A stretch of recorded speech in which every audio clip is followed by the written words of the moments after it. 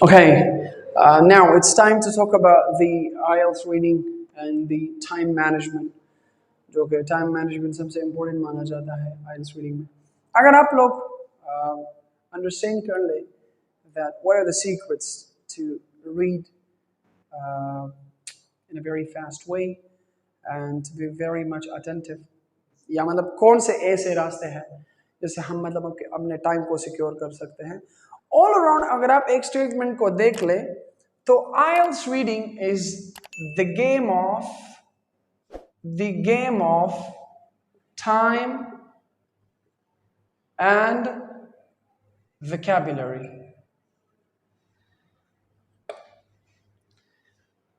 IELTS reading is the game of time and vocabulary. मतलब, do you see this? Time and vocabulary. अगर एक बंदे को command है, one who is very very much strong and who is over commanded on his time management, plus he has a lot of vocabulary to write, to speak, or to know about the meaning of. तो ये बंदा IELTS reading में score करेगा and he's going to be comparatively better. That's the thing. तो time से मुराद हमारा जो है टाइम मैनेजमेंट है. Is that clear? We have to keep in mind हमारे पास टाइम मैनेजमेंट है. और vocabulary से मुराद हमारा जो है synonymous change है. Is that clear? That's what we call synonymous change. Is that clear? For example, अगर आपको ये पता है कि जो questions मैं रीड कर रहा हूँ, if you know that the questions I am reading, for example, इसका जो है हमारे पास एक word है, literally you may say कि for example मैं कहूँगा कि study. Is that clear? तो study का alternative जो word है जो हम इसके हाँ बिल्कुल यूज कर सकते हैं like as it is. ठीक है, तो हमारे पास को synonym कहते हैं. The meanings are quite same, but their structures are changed. The words are changed, and the meanings are means the same. Both mean the same. तो आपके पास जो study का है, तो for example मैं लिखूँगा examine. Is that clear?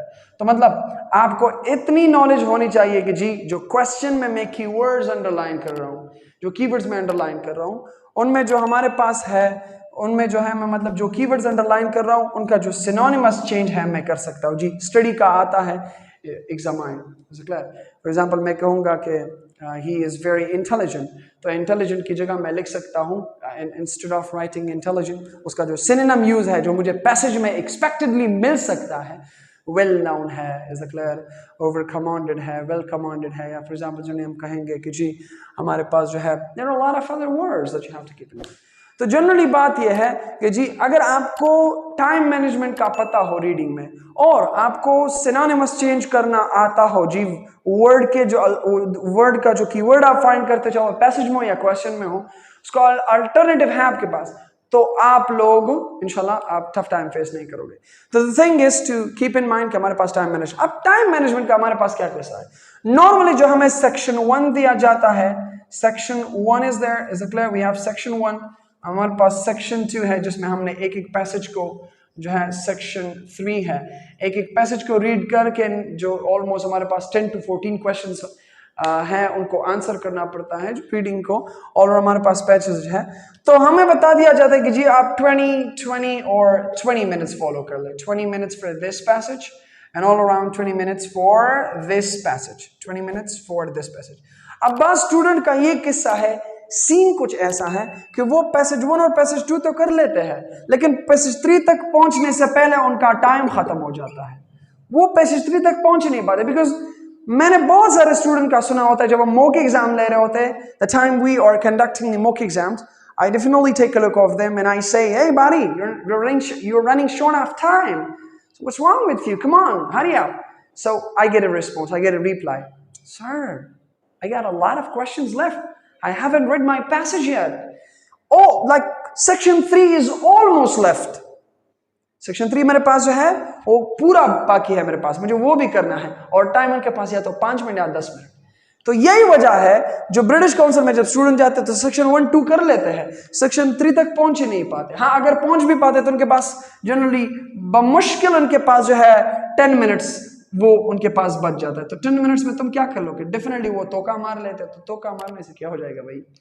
The thing is to know about the time management. You have to keep in mind कि time management reading में बहुत बड़ा रोल है इसका. तो द थिंग इज, अगर हम जनरली 17, 20 और 23 को फॉलो करें, क्योंकि फॉर एग्जाम्पल अगर मेरे पास passage 1 is comparatively easier as opposed to passage section 2, और इसी तरह सेक्शन 3 मेरे पास इससे इजी है. पैसेजेस नॉर्मली बहुत इजी होते हैं, लेकिन बाज पैसेजेस में ऐसा आ जाता है, स्पेशली सेक्शन 2 और 3 तो sometimes it goes very very lengthy, ये लेंथी हो जाता है, बहुत लॉन्ग हो जाता है. तो मेक श्योर कि मतलब सेक्शन 3 के लिए आपके पास अच्छा खासा टाइम बच जाए, so that you can capture the answers and you can read the questions all around the passage, the information. You can skim, you can skate, you can go for the detailed reading, you can go for the sculpture and all around.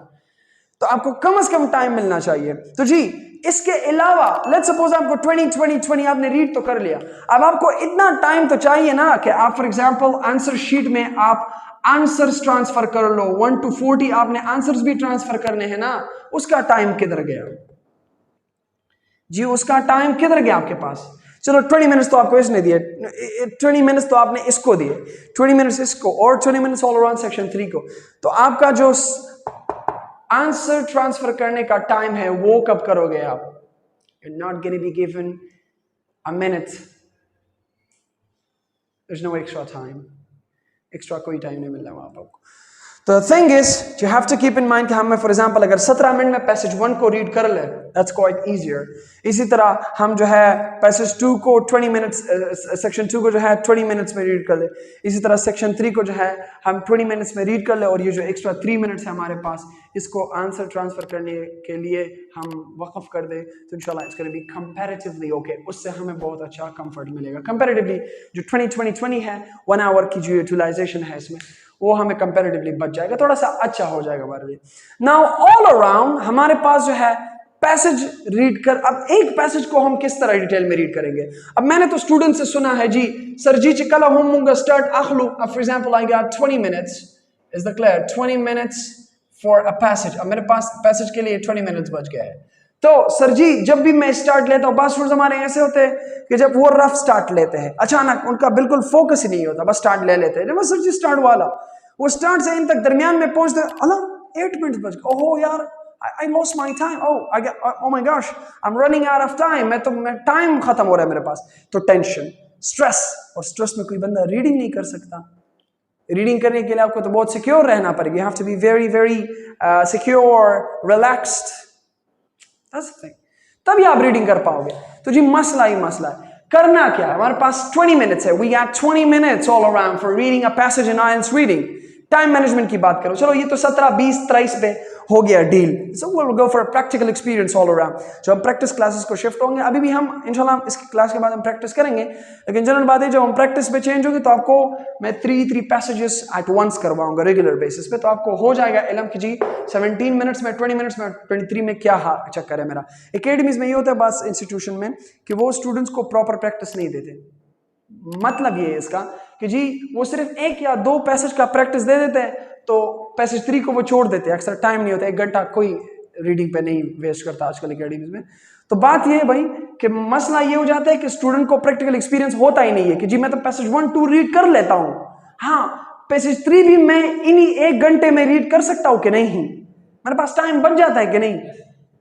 Students बहुत सारे ऐसे बेवकूफ students होते हैं जो अक्सर वो करते हैं, मतलब रीजनिंग करते हैं, सर ये टाइम कम है तो मैं क्या करूं, what the hell should I do, what do you expect from me, what do you expect from me, I am not the member of British council, I don't design test, it's not my headache.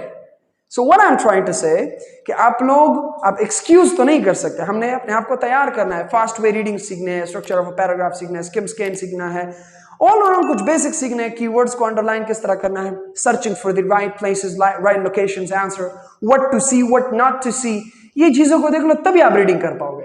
तो the thing is अब हम एक passage को किस तरह manage कर सकते हैं 20 मिनट में कि हम रिलैक्सली क्वेश्चंस को भी, पैसेज को भी रीड कर ले. पैराग्राफ 6 to 8 पैराग्राफ्स अवेलेबल होते हैं, वो भी रीड करते हैं पैसेज में, और इसी के साथ साथ जो 10 से 12 क्वेश्चंस होते हैं एक पैसेज के लिए जो उन लोगों ने दिए होते हैं वो भी रीड कर सके. तो ऑल अराउंड हमारे पास 20 मिनट्स है. तो इन 20 मिनट्स में फॉर एग्जांपल फर्स्ट 3 मिनट्स में मैं क्या करूंगा, I will read the questions. In the very beginning of these 3 minutes I will read questions. मैं क्या करूंगा? Read questions. हम क्या करेंगे? सारा कुछ जो है हमारे पास क्या करना है, हम जो है रीड क्वेश्चंस, हम क्वेश्चंस रीड कर लेंगे, जिससे हमें क्या हो जाएगा? आइडिया आ जाएगा कि जी की कौन कौन से कीवर्ड्स अंडरलाइन करने हैं, क्या क्या पैसेज में फाइंड करना है। इसमें हम बहस करेंगे कि जी क्वेश्चंस को किस तरह रीड करना है, क्वेश्चन को किस एंगल से रीड करना है, नेचर ऑफ अ क्वेश्चन को किस तरह समझना है, और क्वेश्चन का स्पेसिफिक और जनरल आइडिया क्या है, इसको हम डिटेल में पढ़ेंगे। फिलहाल मैं टाइम मैनेजमेंट की बात कर रहा हूं। तो हमें 3 मिनट्स में जो है फर्स्टली रीडिंग द क्वेश्चंस, हम क्वेश्चंस रीड करेंगे। इसके बाद जो है हम 10 मिनट्स में जो है हम रीड पैसेज, हम पूरा पैसेज रीड कर लेंगे, जो एक पूरा पैसेज आपको दिया होता है। Read passage like all around, underlining the keywords, scheme जो भी है 10 मिनट में हो जाता है। मैंने प्रैक्टिस करवाया स्टूडेंट्स को, मैं खुद भी करता हूँ, it's my personal experience, and students कहते हैं कि हाँ सर बहुत अच्छा हो रहा है, we're okay with that। और बाद स्टूडेंट्स जो होते हैं थोड़ा सा अच्छे होते हैं तो वो 7-8 मिनट में भी खत्म कर लेते हैं। तो अगर आप 3 मिनट्स में क्वेश्चंस रीड कर लो, थोड़ा सा आपको आइडिया मिल जाएगा कि जी पैसेज में फाइंड करना क्या है, और 10 मिनट्स में आप पैसेज को रीड कर लो। इसी तरह आप 7 मिनट्स में फाइंड आंसर, और आप फिर 7 मिनट में जो है फाइंड आंसर्स, आप आंसर्स फाइंड कर लो। मतलब आप क्वेश्चंस और की पॉइंट्स जो आपने पैसेज में इन 10 मिनट में अंडरलाइन किया है उनको टारगेट करते रहो, तो ऑलराउंड आपको बहुत ज्यादा फायदा हो जाएगा। इस तरीके का एक बहुत बड़ा फायदा यह है कि जी रीडिंग में स्टूडेंट्स कंफ्यूज होते हैं, स्ट्रेस ले लेते हैं, रफ स्टार्ट ले लेते हैं, तो दरमियान में पहुंचते ही टाइम, ओ जी टाइम नहीं बचा, टाइम बचा, ये वो मेरे क्वेश्चन रह गए, सो कंफ्यूजन होता है जी। ठीक है, क्या होता है जी? कंफ्यूजन। तो बात यह है जी कि हम 20 मिनट को डिवाइड किस तरह करेंगे, हम एक प्रॉपर टाइम मैनेजमेंट की सेट से किस तरह जाएंगे। All around, we got 3 minutes first for reading the questions. We have to read the question in detail, underlining the keywords, going for synonymous changes, and all around making sure to find the specific and general idea for the questions. That's a thing. And I will teach you, I will definitely teach you guys how to read the question. ये हमारा एक दूसरा session होगा, इस पे दूसरा class होगा कि जी क्वेश्चन को किस तरह रीड करें, क्वेश्चन को रीड करने का अच्छा तरीका क्या है, पैसेज को किस तरह रीड करें, जी आंसर्स किस तरह फाइंड करें। तो उसमें हम एक जनरल डिस्कशन करेंगे। इस तरह हमारे पास रीड द पैसेज, पैसेज को स्किन किस तरह किया जाता है, कौन कौन से फॉर एग्जांपल टॉपिक सेंटेंस को हमने टारगेट करना है, आइडिया हमें कहाँ मिलेगा, फॉर एग्जांपल मेन थीम हमें कहाँ मिलेगा, एक फॉर एग्जांपल एक पैराग्राफ का जो है एक लाइन में हम एक स्टेटमेंट है, हम उसका पूरा खुलासा किस तरह लिखेंगे, कुछ सीक्रेट्स हमारे पास पैसेज रीड करने के, तो will go for that as well. दूसरा हमारे पास जो है फाइंड आंसर्स, उन कौन कौन से लोकेशन को हम हाईलाइट करें जिसमें हमारा आंसर है, without wasting our time waste किए बगैर। Did you guys get this? So this was all about the time management, about reading. I gave you guys some general strategies that you have to keep in mind.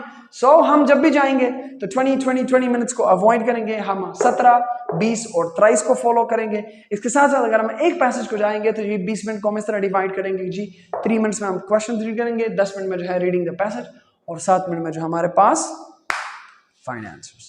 You guys get it? Hey, there you go, guys. We got a passage from a Cambridge book.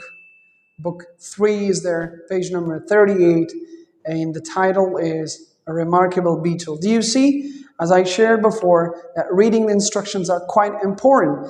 And there you go.